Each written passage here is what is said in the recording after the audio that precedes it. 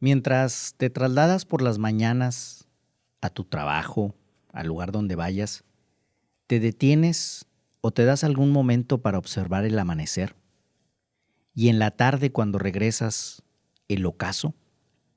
En los últimos días he tenido la oportunidad de disfrutar del amanecer y del atardecer. Lo que pasa es que a veces vamos corriendo, vamos tan acelerados que no nos damos la oportunidad de disfrutar los pequeños detalles de la vida. Vamos viviendo deprisa. Hay que también tener pausa, viviendo a prisa, metiendo pausa. Es decir, tampoco podemos detenernos, porque hoy vivimos en un mundo en el que hay mucho acelere y nuestras propias actividades requieren que estemos en esa dinámica, en esa velocidad. Pero hay que mantener un equilibrio. Hay que acelerar cuando tengamos que acelerar. Es como cuando manejamos. Si vas en una carretera, tienes mayor posibilidad de aumentar la velocidad. Si vas en la calle de una colonia y si hay una zona escolar, pues tienes que bajar la velocidad. Así en la vida. Tendrás que ir ubicando cuáles son los puntos en donde puedes acelerar, en donde tienes que frenar un poco, en donde te tienes que detener por completo. Hay que disfrutar de la vida. Hay que vivir todos los momentos y hay que tomar el ritmo que la propia vida nos vaya dictando. Esto es Cuarto Piso, donde cuentan las historias.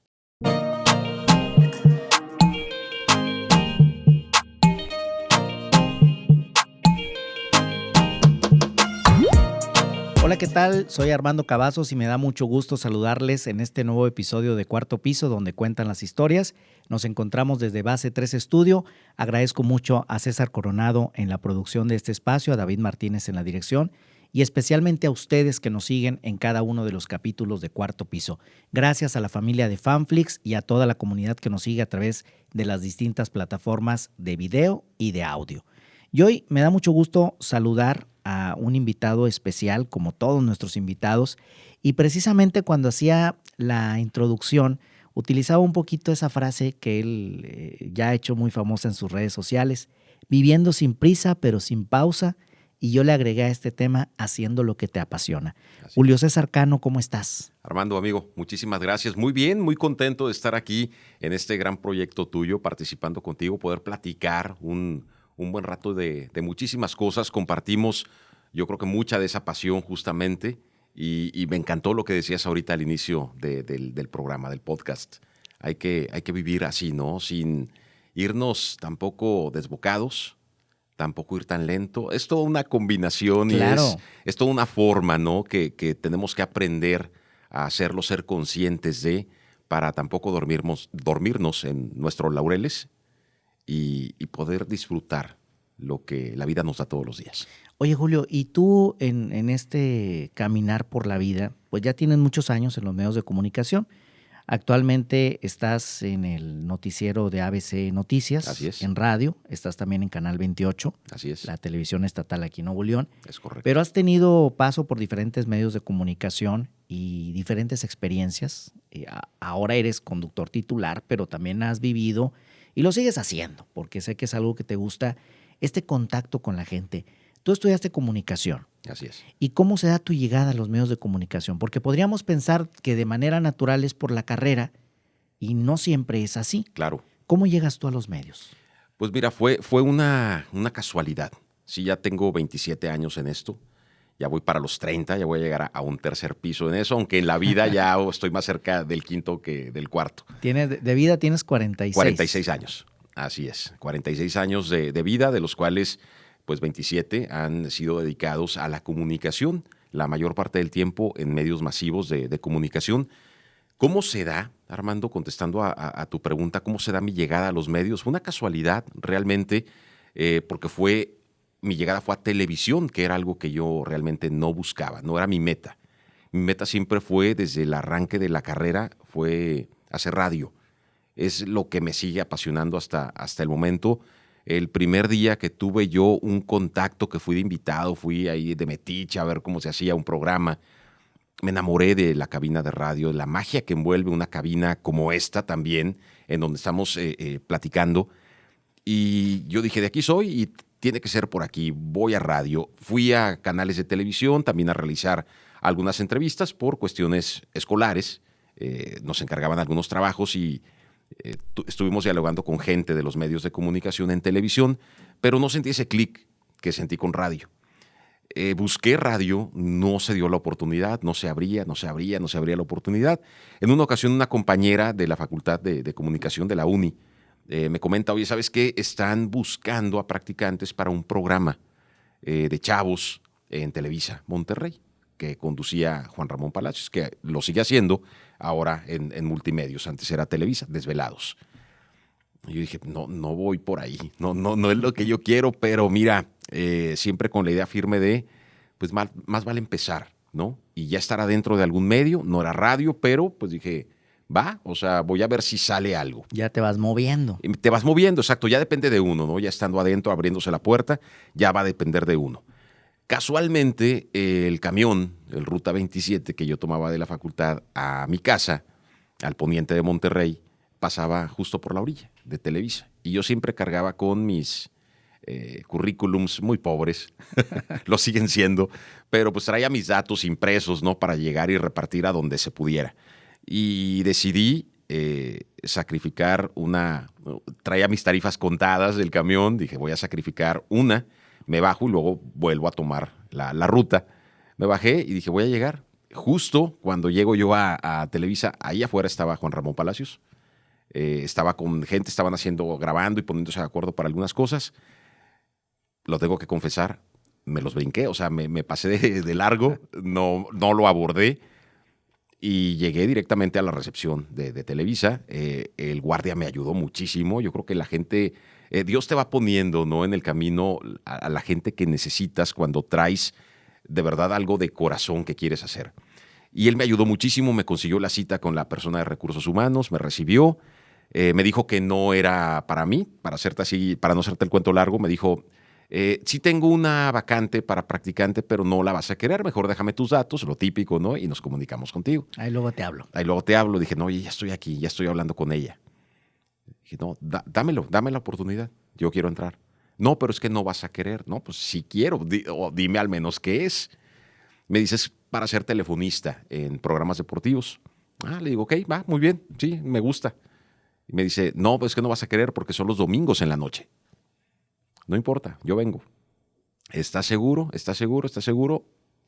Nos convencimos ambos y a raíz de ahí, sí empecé justamente los domingos haciendo prácticas como telefonista, atendiendo a la gente, pero esa misma semana, mi primera semana, ella me habla, yo ya iba a ir hasta el siguiente domingo, y me dice, ¿sabes qué? Sí hay una oportunidad de noticias, no sé si te interese.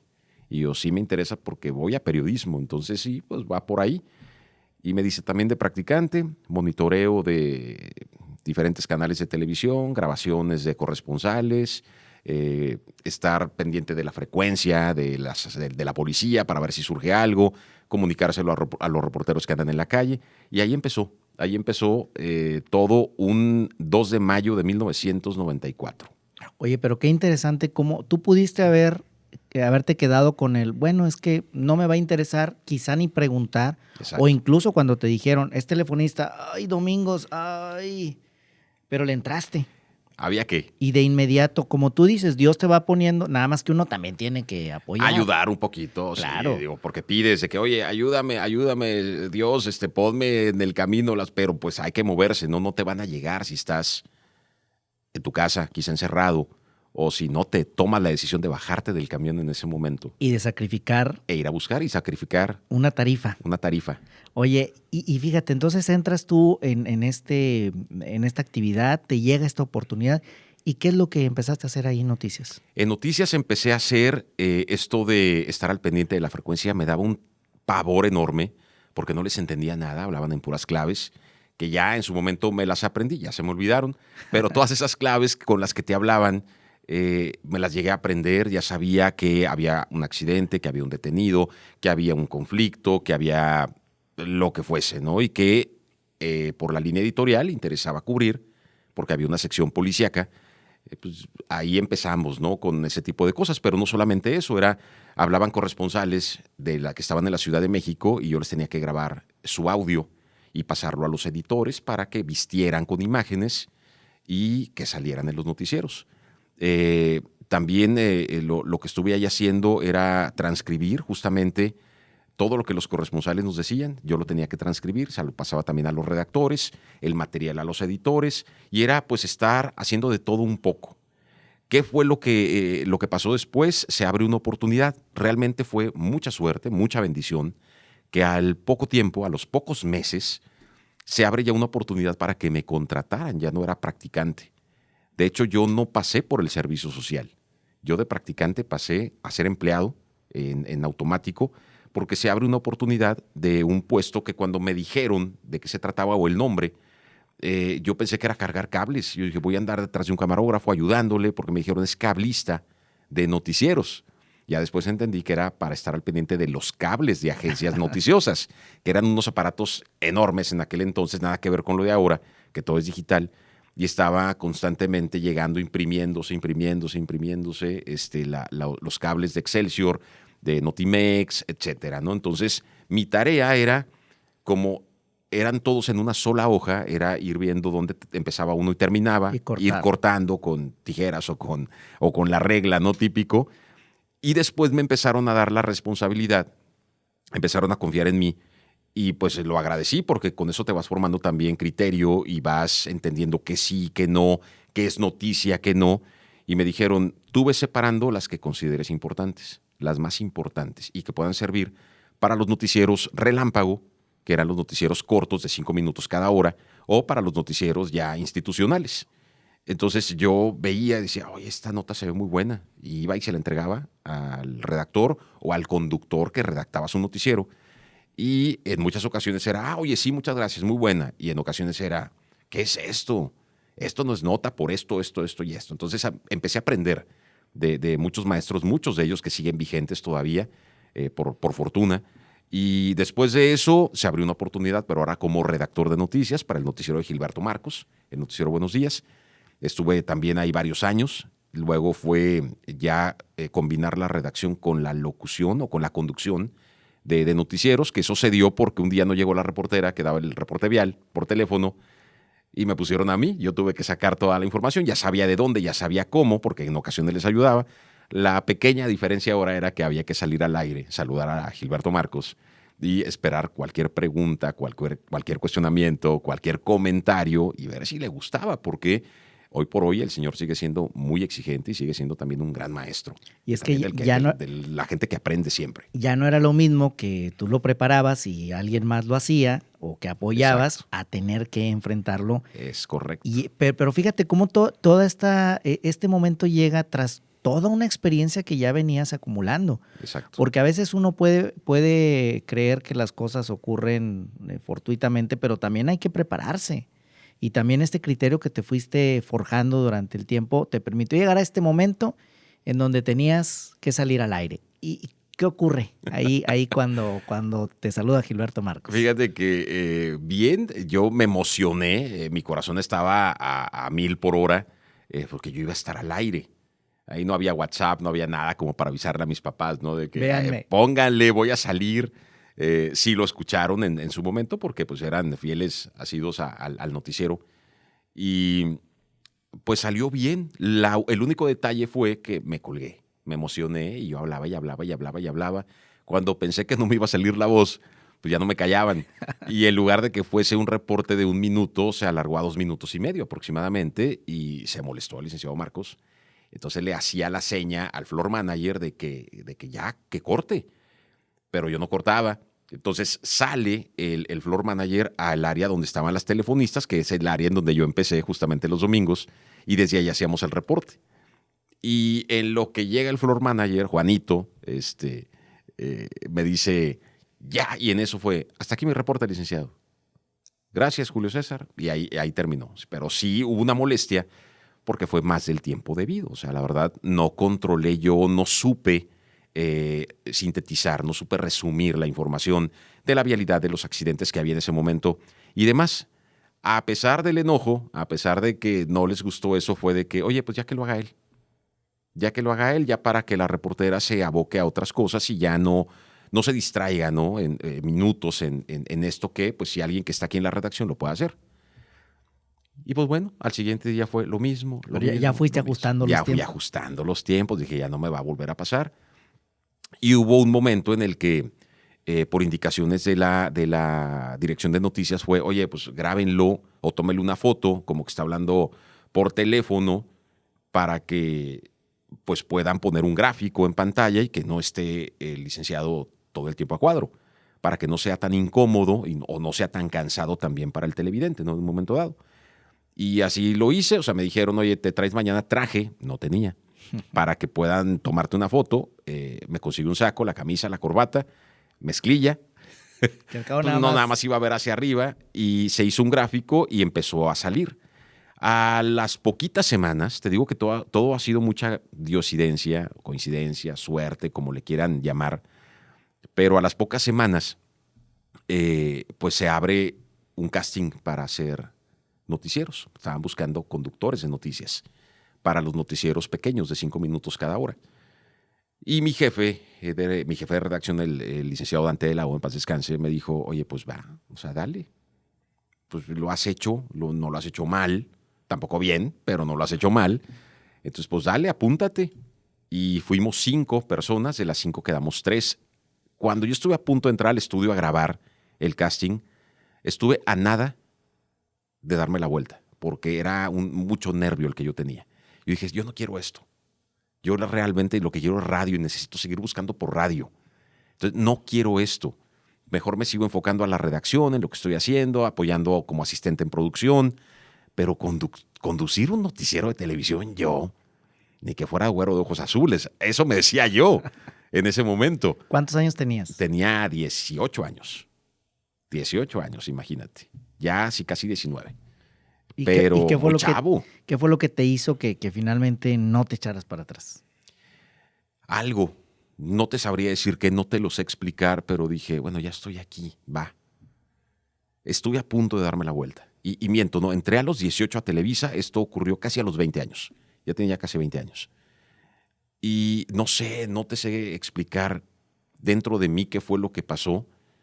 Para cuando acordé, yo ya estaba sentado con micrófono puesto en la solapa, con el mismo saco y corbata que había usado para el gráfico, que era lo que tenía. El prestado. El prestado, y nada más. Y se dieron las cosas. Entonces, cuando me dicen, quedaste, vas a empezar tal día a hacer tal y tal noticiero, pues córrele a comprar con mi mamá tela para trajes, llevárselo a un sastre que vivía cerca de casa de mis papás.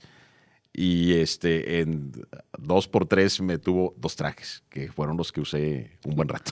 Tus caballitos de batalla. Es correcto. Oye, qué interesante. Y mira, ahora usas traje todos los días. Todos los días, sí. Ya ahora con tenis, ya que se está normalizando todo esto. Más cómodo. Ya más cómodo, ya es más relajado todo esto. Pero sí, normalmente ya uso traje todos los días. Y le aprendí a agarrarle ese amor a la televisión también, que siendo honesto no lo tenía. Yo me enamoré de radio, como lo decía en un principio, desde el primer momento, pero radio, curiosamente, se dio 20 años después. ¿Qué es lo que haces actualmente? ¿Qué es lo que hago actualmente? Ya has estado también en otras estaciones de radio, ¿verdad? Así es, hace algunos años ya, que fue cuando justo 20 años después se dio la oportunidad de entrar a donde yo quería entrar y estar en la cabina en la que yo quería estar haciendo un noticiero. Porque yo ya había estado en esas cabinas cuando acababa de entrar a Televisa, que hablo de las cabinas de Núcleo Radio Monterrey, ahí por Avenida Cuauhtémoc, donde está la antena, o estaba la antena de Canal 6. Sí. Y yo quería entrar y dar noticias ahí. Fui a un casting también. No me acuerdo ni cómo lo conseguí. Me atendió una locutora muy conocida, muy famosa, a quien yo admiro muchísimo, pero me dijo, no, para noticias no. Te voy a poner a hacer un casting para La Ranchera de Monterrey. Y dije, no, es que no, yo no puedo. Es que me da pena, es noticias, es que mejor por ahí. No, y sí, ahí estuve en el casting presentando canciones de Bronco, de Selena, de Los Traileros. Y al final me dijo, sigue en televisión, radio no es para ti. Nunca vas a estar en radio.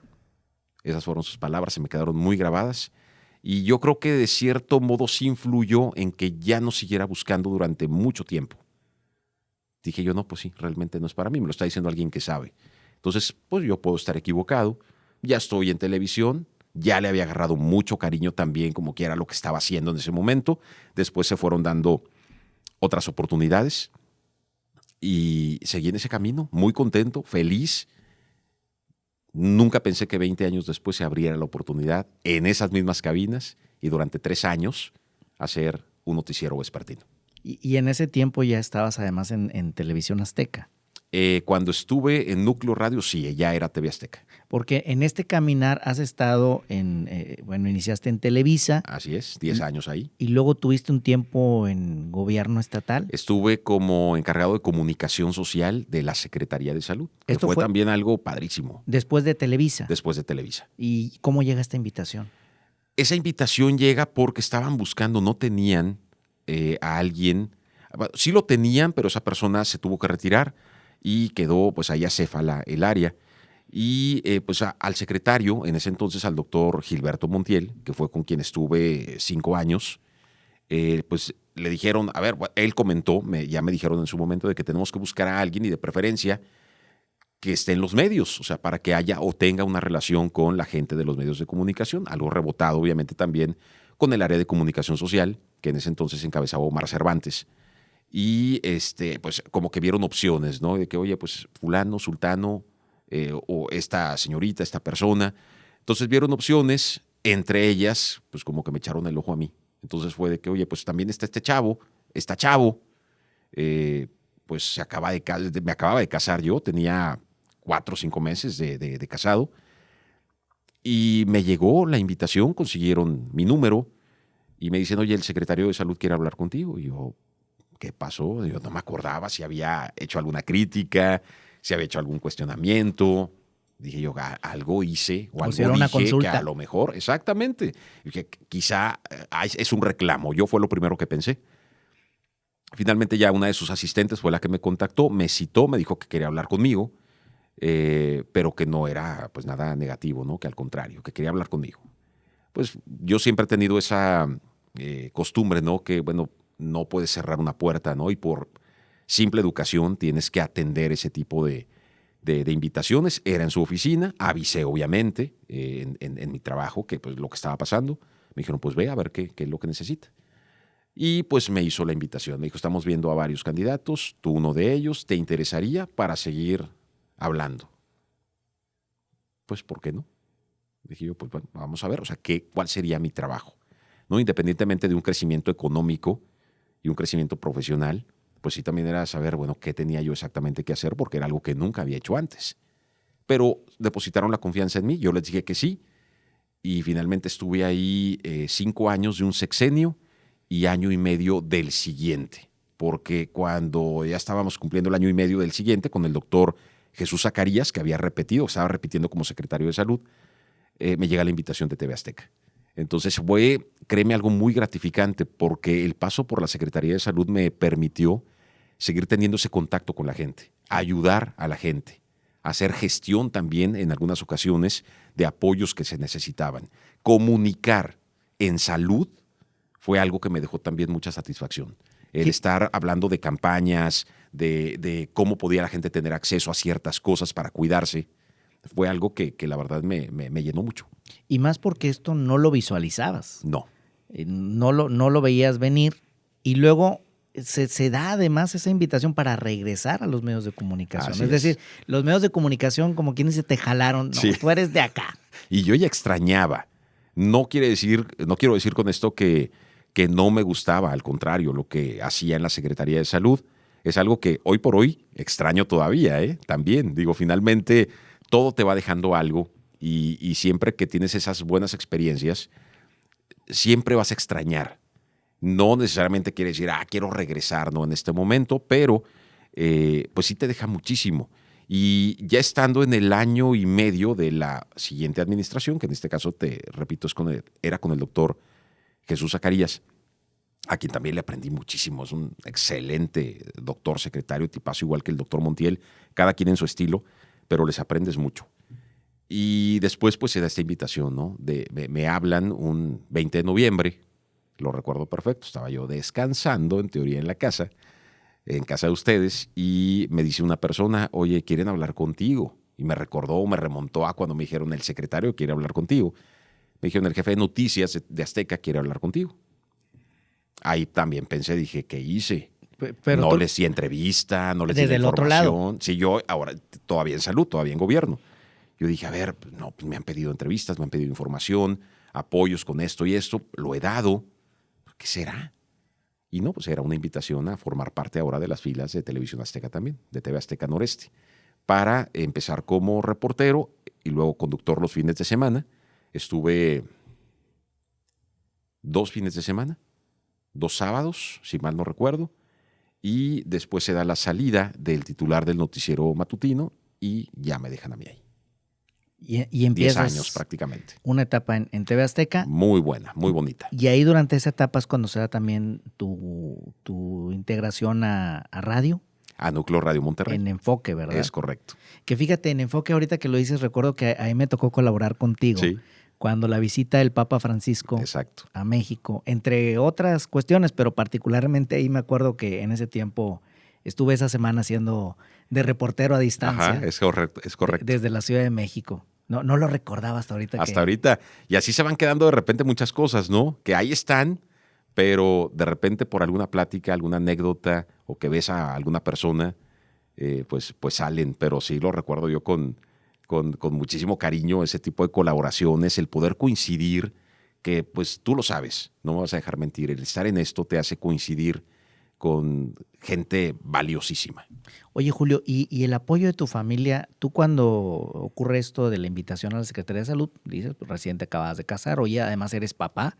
Sí. ¿Cómo ha sido el apoyo de tu familia en todos estos cambios, en este proceso? Actualmente tienes ya un tiempo en Canal 28. Sí. ¿Cuánto llevas ahí? En Canal 28, año y medio ya. Año y medio, y a la par en ABC Noticias. En ABC Noticias voy a cumplir ya en este mes de septiembre de 2021 ya un año. ¿Y cómo se da esa parte de la familia en este trabajo que realizas en los medios? A Dios gracias, siempre ha habido un apoyo incondicional. Desde mis papás, mis hermanos, la familia nuclear, siempre ha habido un apoyo incondicional. La única que tenía como que sus dudas era mi madre. Y tenía sus dudas porque decía, ella siempre ha sido como muy, muy temerosa, ¿no? De que algo le pase a sus hijos. Muy protectora.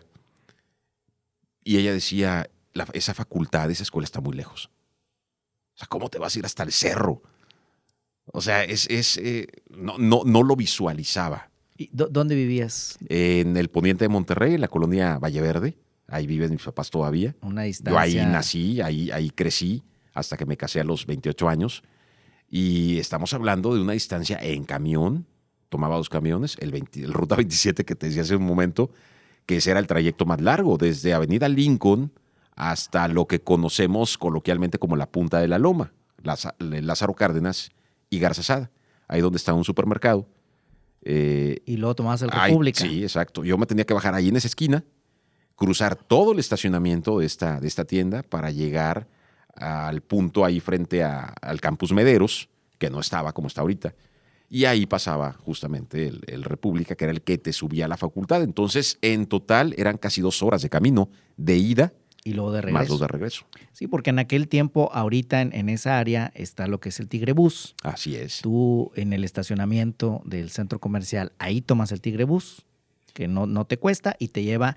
Porque además la Facultad de Comunicación en aquel entonces no estaba comunicada con el resto del campus. Sí, era una brecha lo que había, ¿sí te acuerdas? Sí, claro. Era una brecha, así literal, entre la Facultad de Comunicación y la Facultad de Ciencias Políticas, de Veterinaria, de Economía, Artes Visuales, Artes Escénicas, Música, que también está ahí, el Teatro Universitario. pero era una brecha, era monte. Era una aventura si te querías ir ahí, perder un poco las clases. Aventura entre osos y demás. Contaban por ahí, ¿verdad? Sí. Dicen, yo nunca, por ahí nunca pasé. No, yo tampoco, ¿verdad? Oye, Julio, entonces pues ahora sí que esta preocupación de tu mamá era por la distancia, pero finalmente, pues los que estudiamos en esa facultad vivimos muchas peripecias para llegar. Muchas. En aquellos tiempos, ahorita pues es más fácil. Pero cuando ya hacemos un recuento de todo lo que has pasado y todo este apoyo familiar, si tú ahora te encontraras con el Julio César Cano de hace 20 años o un poquito más, aquel Julio que estuvo a punto de decir no, aquel Julio que dijo, híjole, pues voy a sacrificar una tarifa del camión para bajarme y dar el currículum, ¿qué le dirías tú al Julio del pasado, de hace 20, 25 años? No le diría nada. Lo dejaría solito. Que actúe. Solito, a que actúe. Porque sí, a pesar de que en este caso, por ejemplo, mi mamá era la que me decía, busca otra cosa. Es más, me decía, porque mi tirada era, siempre dije, voy a ser médico veterinario. Entonces todo era para allá, o sea, para aquel rumbo del sur. Te estoy hablando de mi época de primaria, secundaria, incluso todavía parte de la prepa. Hasta que en un momento hubo un clic y me dio por el periodismo. Pero siempre me interesó y me sigue interesando la medicina veterinaria. Y ella me decía, pues no te vayas tan arriba, pues veterinaria está ahí en la orillita, mejor allá esa, ¿por qué no te inscribes a esa? Ahí te ahorrabas un camión. Ahí me ahorraba un camión. Y yo ya estaba muy convencido, o sea, totalmente convencido y nadie me hizo cambiar de opinión. Por eso te digo que yo creo que si me topara a mí mismo hace 27 años, o un poquito más, no más, porque estamos hablando de época de estudiante, no me diría nada. Nada más me le quedaría viendo y me gustaría mucho ver cómo actúa, qué hace, la mirada de ese flaquillo que andaba por ahí con algo de temor, pero con mucha ilusión también. ¿Y cómo entiendes ahora ese temor que tú tenías para actuar? Pues yo lo entiendo ahora como un impulso. O sea, realmente ese miedo que yo llegué a sentir en muchas ocasiones fue realmente lo que me impulsó. O sea, ese miedo que yo sentía cuando estaba afuera del estudio de televisión para hacer un casting y que dije, me doy la vuelta y me voy, de alguna manera fue lo que me impulsó a hacerlo. O sea, me retaba a mí mismo. A lo mejor en ese momento no lo entendía. Ahorita, haciendo memoria, viajando un poquito en el tiempo con la mente, siento yo que fue el impulso realmente, que fue lo que me sucedió, por ejemplo, el primer día, ya que había pasado ese casting ahí en Televisa, y quedamos de los 5, 3, te decía hace unos momentos. Bueno, de los 3 que quedamos, mi jefe directo en ese entonces me dice, oye, pues el licenciado Marcos se va de vacaciones unos días. Entonces te quedas tú con Lucila González conduciendo Buenos Días, imagínate. Recién desempacadito yo, o sea, acabando de pasar un casting, y Lucila González pues se quedaba obviamente como la titular, me quedaba yo a conducir con ella, a apoyarla. Cuando me ponen el micro de solapa para ya entrar al aire por primera vez en un noticiero de 3 horas, yo sentía que el corazón se escuchaba en el micro. Y fue otro momento en el que dije, me voy y me encierro al baño y de aquí nadie me saca. Fue un momento muy intenso, pero justamente ese miedo y esos latidos tan fuertes del corazón, creo yo, siento que fue lo que me impulsó a quedarme ahí aplastado, sentado y darle lo mejor que pudiera. Hoy como papá, Julio, ¿cuál sería el mensaje que tú le das a tus hijos, que seguramente lo haces, con base a toda la experiencia que tú has tenido y cómo has llegado hasta este momento en el que, hay que decirlo, eres un periodista, un comunicador reconocido, querido además, porque tienes ese carisma, pero no pierdes el piso, que eso es algo importante. Tú te mantienes y sigues siendo el mismo Julio aquí, allá y acullá. ¿Cómo transmites tú esto a tus hijos ahora en tu papel de papá? Un rol también muy importante. Fíjate que ellos han estado desde muy chiquitos pues, viendo esto, ¿no? Diego Emilio, que es el mayor, que tiene 13 años, Isabela, que tiene 12. Ellos cuando nacieron yo estaba en la Secretaría de Salud, pero sus primeros añitos pues yo me lo pasé ahí.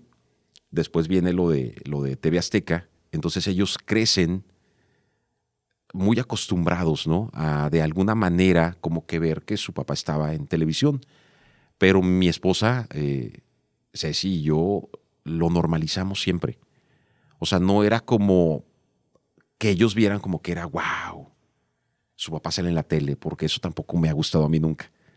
La familia, si yo en algún momento, y hablo de mis papás, mis hermanos, mi esposa ahora, si en algún momento dado veían que yo empezaba como que a despegarme del piso, de la oreja me bajaban.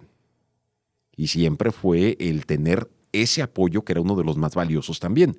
No solamente el, muy bien, el espaldarazo, ¿no? Y de que todo está bien y de que vas muy bien y felicidades. Sí, pero también era, hey, nada más que calmado. Me lo dijo también, y lo recuerdo con mucho cariño, don Gilberto Armienta Calderón, un gran comunicador que fue de los grandes también en Televisa. El día que yo salí por primera vez a cuadro, se acercó y me dijo, te felicito, estás bien, chavo, vas bien, puedes hacer mucho, pero voltea y está un monitor. Ese cuadrito, esa cajita que ves ahí es bien traicionera. Velo como un trabajo, nada más. Dedícale todo, ponle toda la pasión, todo el empeño, haz las cosas lo mejor que puedas, pero que ese cuadrito no te engañe. Y eso yo creo que fue también, además de lo de la familia principalmente, esas palabras hicieron que en todo momento yo lo viera así, como es un trabajo. No es show, no es espectáculo, no es el estrellato, no es fama, es un trabajo de mucha responsabilidad social. Y a los niños, incluyendo ahora a Leonardo, que tiene 6 años, a los 3 siempre se los hemos hecho ver así. Es un trabajo, es un trabajo, es un simple trabajo como cualquier otro. Sí, tiene algunas particularidades que lo hacen especial, por supuesto, pero si fuese tele, si fuese una oficina, si fuese un trabajo de campo, pues le tienes que poner el mismo empeño, la misma pasión, la misma dedicación, y el hecho de salir en una pantalla no te hace más especial que otras personas. Y tan es así que ellos lo ven muy normal. O sea, no lo ven como algo espectacular, lo ven como tu trabajo. Tanto así que en ocasiones pues, ni siquiera me ven. O sea, ellos están en su escuela, en su mundo, en sus cosas, y es el trabajo de mi papá y ya, y no pasa nada. Y ha habido amigos, amigas que les dicen, oye, pero qué padre, o sea, tu papá sale en la tele. Pues sí, ¿qué tiene? O sea, es como... Es su chamba. Sí, es su chamba, o sea, pero no va más allá. O sea, no hay por qué despegarse del piso. Y además algo también que te ha mantenido, Julio, es la fe. Tú eres también un hombre Sí, de fe. así es. Muchísima la fe que he mantenido siempre. Y pues mira, para quienes creemos en Dios, para quienes depositamos todo aquello con lo que no podemos y se lo damos a Él y se lo entregamos y decimos, sabes que no puedo, lo reconozco, tengo que ser humilde y decir no puedo con todo, quisiera, pero no puedo con todo. Esa fe y el estar siempre cerca en oración, en momentos complicados y en momentos buenos también, no solamente en los complicados, es, sin lugar a dudas, es parte de esa columna vertebral, ¿no? Que te mantiene de una u otra manera, porque sí ha habido momentos en la carrera que yo he llevado muy buenos, la gran mayoría, pero también ha habido momentos malos. ¿Cuál ha sido alguna experiencia, Julio, que te haya dejado muy marcada en este paso, tanto por los medios como por la experiencia en la Secretaría de Salud? El estar de cerca con gente que realmente te necesita y donde puedas tú aplicar y ser realmente responsable socialmente hablando, ser un periodista. Dicen que para ser buen periodista primero hay que ser una buena persona. Pues hay que estar siempre en ese camino, ¿no? Yo no digo que lo sea, pero hay que estar siempre en ese camino de ser una buena persona, siempre estarlo buscando y por ende vendrá lo demás. Me han dejado marcadas muchas experiencias. El hecho de estar muy de cerca con gente que lo necesita, que te decía, la Secretaría de Salud me permitió mucho eso. Estar en ejidos muy alejados. La Secretaría de Salud me permitió recorrer prácticamente todos los municipios de Nuevo León, lugares que yo no conocía, lugares enclavados en la sierra, lugares a mucha distancia, Una experiencia muy bonita, por ejemplo, fue conocer el municipio de Rayones, que yo no lo conocía, y algunas áreas alejadas de la cabecera municipal. Eso me marcó, me dejó cosas muy buenas, muy positivas, que te llenan, ¿no?